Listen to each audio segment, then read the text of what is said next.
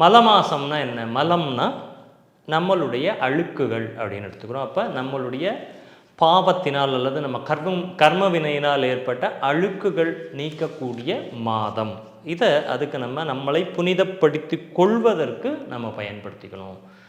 அவ்வளவு விசேஷமாக இந்த மாதம் அப்படின்னு கேட்டிங்கன்னா, ஆமாம். பர்வதேஷு யதா மேருகு, எப்படி மலைகளில் மேருங்கிற இமயமலை புனிதமானதோ பெரியதோ, நதிகளில் கங்கை எவ்வளவு புண்ணியமான நதியோ, கிரகங்களில் சூரியன் எப்படி பெரிய கிரகமோ, அதே போல் பட்சிகள் பறவைகள் இருக்கு இல்லையா, பறவை இனங்களுக்கெல்லாம் தலைமையாக எடுத்தோன்னா கருடன் எடுப்பான், அவன் எப்படி மேன்மையானவனோ, பிராணிகளில் பசு எப்படி மேன்மையை கொண்டதோ, அந்த மாதிரி இந்த இருக்கக்கூடிய எல்லா மாதங்களிலுமே இந்த அதிக மாதங்கிற இந்த மாதம் ரொம்ப மேன்மையானது அப்படிங்கிறத சொல்லியிருக்காங்க.